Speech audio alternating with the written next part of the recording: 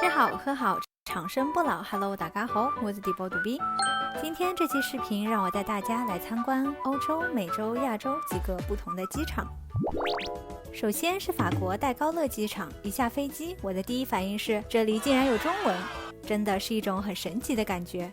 不仅不用担心看不懂法语，还让我对法国机场增添了些许亲切感。整个机场所有的指示牌都是由法文、中文和英文3种语言组成的，完全不会有迷路的困扰，仿佛出国了，但又没有完全出国。来看一下21K 航站楼，手扶梯一上来就是卡地亚专柜，正对 K41 登机口。奢侈品先放一边，作为一个吃货，当然是对法式美食更感兴趣啦。这里最吸引我的就是皮耶尔赫梅的马卡龙，因为正值圣诞，这里的装饰都是 bling bling 的。店门口有一颗巨大的马卡龙装饰，超级吸睛。店里的马卡龙也都是五彩缤纷的，好可爱啊！能看到有大小2种尺寸，价格分别是7欧和2.8欧。口味上的话，有坚果类的，比如开心果和榛子，然后还有水果口味的，比如红色渐变的那款是玫瑰、荔枝、覆盆子。买不同个数的马卡龙会搭配不同造型的盒子。他家巧克力的种类也很五花八门，里面有各种水果干和坚果，配的盒子也都很精致。最后我忍不住买了一堆马卡龙和巧克力，花了超过1000块钱人民币。这里需要提一下，机场里很多店家都支持微信和支付宝付款，微信的汇率会根据你的消费金额调整，总体来说就是每一笔的金额越大，汇率越合算。所以推荐大家最好一笔买齐所有的东西。这家店的旁边是一家很有名的巧克力店 La Maison du Chocolat， 有各种盒装巧克力，还有称重卖的巧克力，这款每公斤卖150欧，哇哦！他家也有马卡龙。肚子饿了不知道要吃什么，我就去找了安检人员聊天。一位妹子给我推荐了 Eric Kaiser， 据她说这是整个戴高乐机场最好吃的三明治，三明治的颜色搭配都好美啊，还有法式甜点，各种可颂和小蛋糕，还有手指泡芙。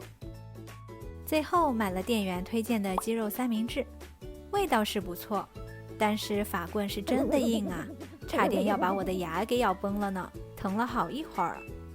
后来又买了一个巧克力可颂，巧克力和黄油混合的香气真的无敌了。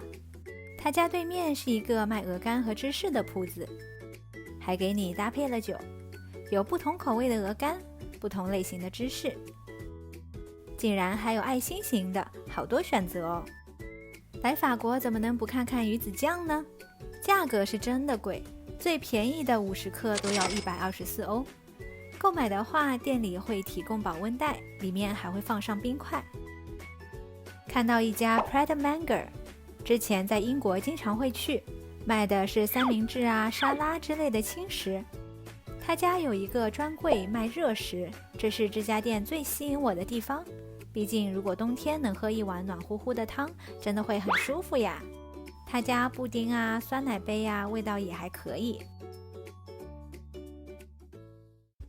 戴高乐机场里竟然还有游戏机，前面在楼下还看到了桌式足球，如果是和朋友一起候机，完全不会无聊。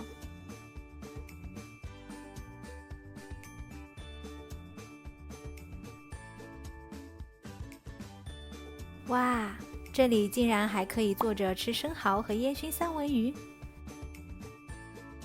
鱼子酱、香槟也都有提供，这里简直就是一个小型度假区啊！看到了多伦多也有的 La Durée， 之前我还专门做过一期视频介绍，欢迎点击屏幕右上角的链接查看哦。接着我又发现了一家回转寿司店，真的是你想吃的这个航站楼都能提供。我后来又去打卡了戴高乐机场的 21M 和 2B 航站楼，都没有 21K 大。21M 这个好歹还会有免税店、奢侈品店及餐厅，而到了 2B 航站楼，才真的知道了什么叫要啥啥没有。整个航站楼只有一家餐厅 Pret a Manger，马卡龙就别想了，奢侈品店完全没有。免税店里的东西也都是不怎么样的。大家如果在2B 登机，推荐先去其他航站楼买好了再过来。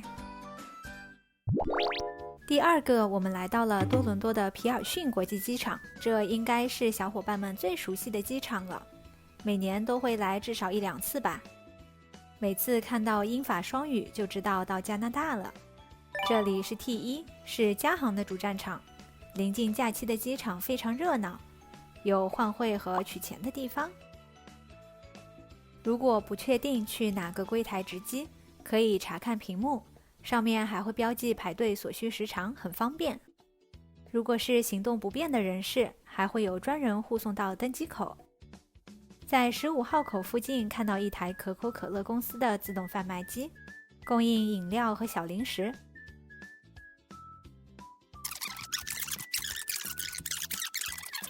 在去登机口的路上，还看到了很可爱的涂鸦。一过来先看到的肯定是免税店和奢侈品店啦。虽然不像法国机场有爱马仕，但是这里的品牌选择还是很多的。边上是一个 food court， 还能看看球赛。看了一圈不知道吃什么，还是来星巴克随便吃点吧。要了一杯水和一个 everything bagel， 店员问我要不要黄油，我说好的。我还以为是涂好的，结果是要自己动手的。在候机啦，行动不便人士就会被工作人员安排在左手边等候。接着讲一下到达多伦多机场，指示牌都很清晰，透过玻璃能看到出发大厅。需要转机的旅客可以查看大屏幕，都有详细的转机信息。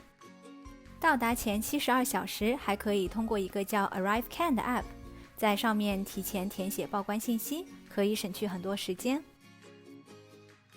一出门发现边上开了家花店，这倒是门挺不错的生意。接下来教大家如何从 T1 去到 T3。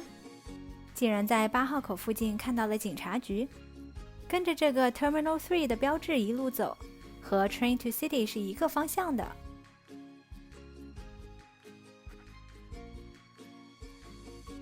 上了电梯就能看到两边的小火车，注意看上面的方向，确定好是去 T3 就可以啦。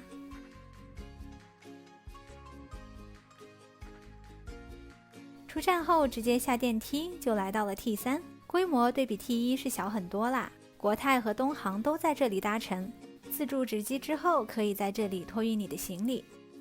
过了安检之后，地方不大，也没有什么店，就没怎么拍啦。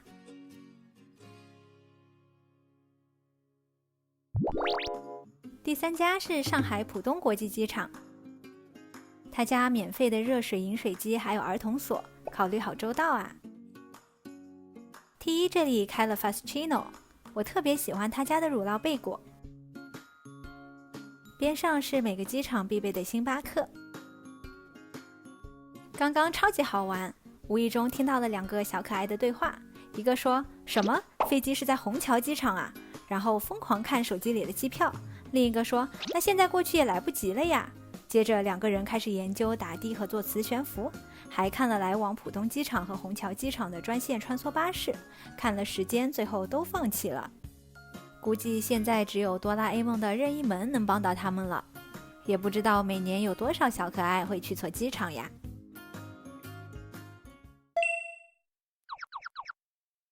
过了安检之后会先看到一个免税店，如果要去 G 登机口则需要坐捷运。是的，你没有听错，这个小火车就是叫捷运线。迪士尼的疯狂动物城广告哎，去过的小伙伴能不能告诉我好不好玩呀？好想去哦。不知道是不是因为晚了，这区基本没什么人，有些店铺都已经关门了。免税店和奢侈品店牌子很全，地方也不小。我赶时间就先回 T1 啦。这里有卖纪念品的地方，还有咖啡厅。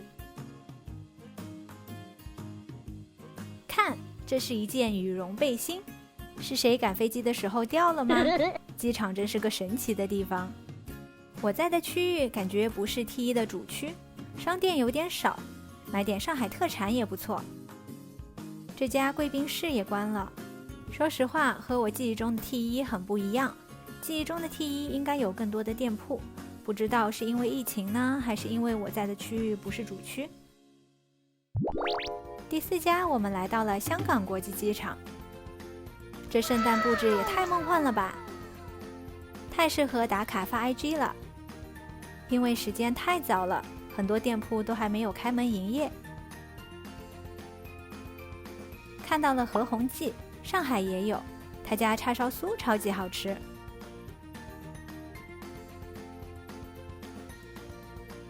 这里休息的躺椅还是挺多的，如果需要过夜又不舍得多花钱，也是可以考虑在这里凑合一下的。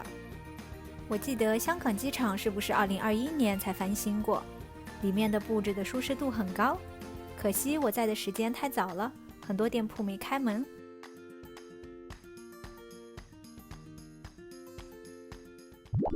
第5家上海虹桥机场，就是前面2个去了浦东的小可爱的飞机所在的机场。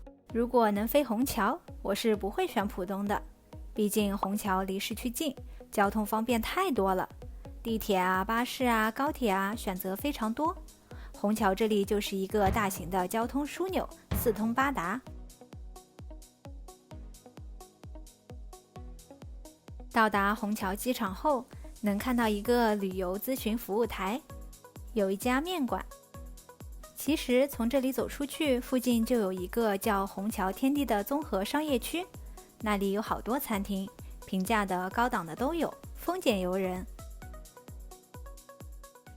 影片压轴出场的是有机场界泥石流之称的佛山沙堤机场，这是一个军民合用机场，边上还有士兵站岗呢，里面管理很严格，进出都有大巴接驳，是不允许自己走路的。进去的时候还会给你一张复核卡，登机了会收走。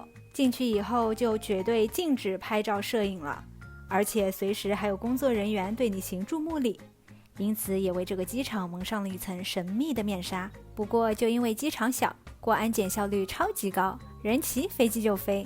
本来要2小时20分钟的飞机，最后竟然提早了50分钟到达目的地，果然是准点率100%的航班呀！好啦，今天的视频就到这里，谢谢观看。一口气看完6个机场，感觉怎么样呀？如果喜欢我的影片，欢迎点赞、关注加留言，谢谢你的支持和鼓励。那我们下支影片再见啦！